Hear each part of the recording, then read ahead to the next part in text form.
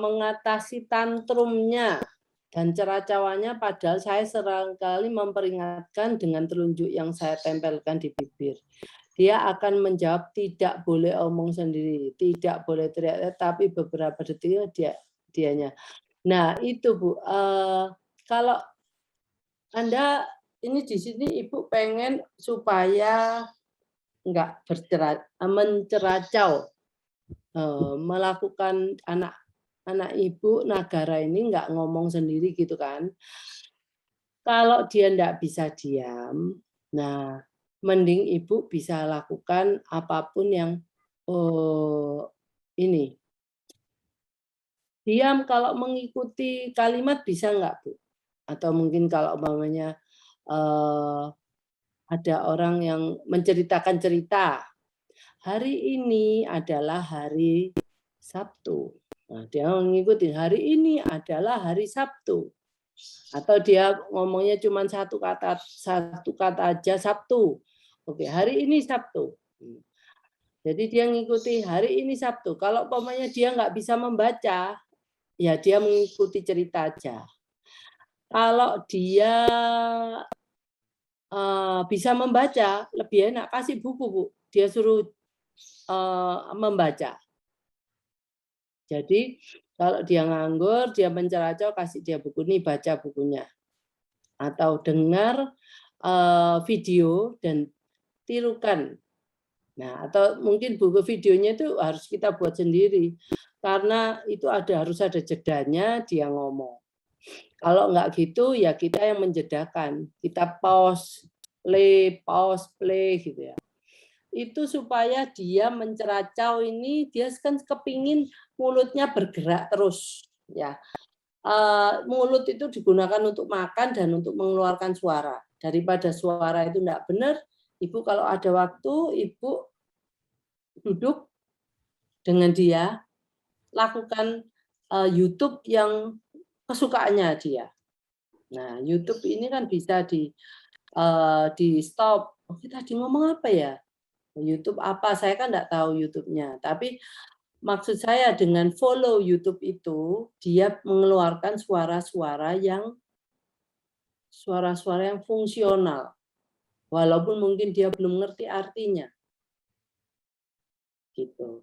Tapi kita ya belum tentu tahu dia ngerti atau nggak ngerti.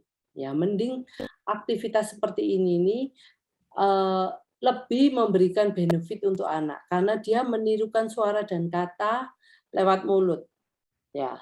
Atau dia kalau dia masih belum bisa ngomong, lakukan aktivitas-aktivitas yang berhubungan dengan mulut seperti meniup, terus menjilat, menggerakkan oral motor, mungkin bibir, mungkin pipi, apapun itu yang menstimulasi dia tuh pengen menstimulasi itu kita berikan itu. Nah, gitu ya Bu ya, tolong oke Bu, untuk Bu Suhartini namanya Rizky. Ya makasih Bu untuk penjelasannya. Soalnya kadang-kadang orang tua kan mungkin lupa ya memberikan nama-nama apa yang nama anaknya. Oke, tapi nggak apa-apa. Ini saya sekali lagi kalau untuk ada yang mau menanyakan apapun mengenai saya yang saya bicarakan hari ini atau pengulangan videonya pada hari Kamis bisa menghubungi Bu Rizka. Bu Rizka Bikom itu. Bu Suhartini, oh namanya Bu Rizky, oke. Bisa, saya mau sharing karena anak saya oke Bu. Nanti diminta di Bu Rizka ya Bu, nomor HP saya.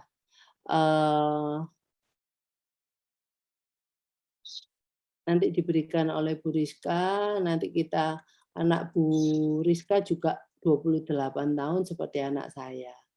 Oke, kayaknya semua pertanyaan sudah saya jawab sebisa saya, karena saya juga bukan yang maha tahu, saya berusaha bisa memberikan solusi yang bisa dilakukan oleh ibu dan bapak di rumah. Karena saya juga orang tua, kalau ibu dan bapak satu hari ibu akan bisa juga seperti saya, karena kita mau nggak mau ya, tiap hari kita harus berhadapan dengan itu. Dan kalau saya seperti yang saya katakan, kalau kita memikirkan itu terus, kadang itu Tuhan bisa berikan solusinya lewat mimpi. Itu yang terjadi dengan saya. Jadi berilah kesempatan untuk otak kita itu ada free sedikit untuk memikirkan problem anak kita. Dan itu supaya kalau kita terus-menerus meminta bagaimana ya caranya ini, dan kita itu terus mikir, akhirnya itu banyak aha moment. Saya tuh, loh iya ya kan gampang ya, seperti ini. Anak saya itu kalau suka makan kan, kalau dia ke pesta, wow makannya selalu banyak. Dan saya nggak mungkin saya bertengkar sama dia di tempat pesta itu kita lucu. Nggak, sangat-sangat nggak wise untuk bisa bertengkar sama dia di tempat pesta. Maka dari itu saya mikir gimana ya supaya dia makan dikit di pesta. Saya tahu solusinya waktu saya memikirkan hal itu terus-menerus. Jadi memang solusi ini temporer, tapi paling sedikit itu membuat kita memecahkan masalah itu sebelum anak ini masih belum bisa diajak berlogika. Karena anak ini enggak tahu malu, gimana kalau ini loh, dia malu gini. Jadi, ibu dan bapak tahu cara saya. Sebelum pergi ke pesta, saya suruh dia makan. Jadi pada waktu pesta, dia sudah nggak bisa makan banyak. Nah, seperti ini tuh loh yang saya ngomong, ibu dan bapak akan dapat apa ya, solusinya. Kalau kita mikir terus gitu, itu. Jadi jangan apa, jangan putus asa, nanti pasti kita ada jalan. Walaupun jalan itu nggak seperti jalan orang untuk anak-anak yang lain, tapi nanti ibu pasti akan, "Oh, saya loh hidup sama anak ini, saya merasa, senang dan orang-orang nanti senang sama anak kita." Saya juga heran, eee, di rumah saya pembantu saya nggak ada yang nggak senang sama anak saya. Malah mereka kalau, anak saya nggak ada di rumah gitu mereka cari-cari anak saya. Kalau nggak ada Steven nggak enak ya, gitu ya. Nah itu nggak pernah saya bayangkan dulu. Yang saya takutkan dulu kan, wow, kalau mereka nggak suka sama anak saya karena disability-nya. Nah itulah, tetapi kenyataannya sekarang malah berbeda. Tuh. Ya, oke. Semua pertanyaan sudah saya jawab.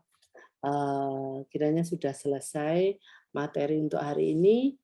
Kita sampai ketemu kembali hari Sabtu yang akan datang dengan materi komunikasi. Jadi saya on off dengan behavior, komunikasi. Karena saya ingin Anda lebih sukses untuk menerapkan komunikasi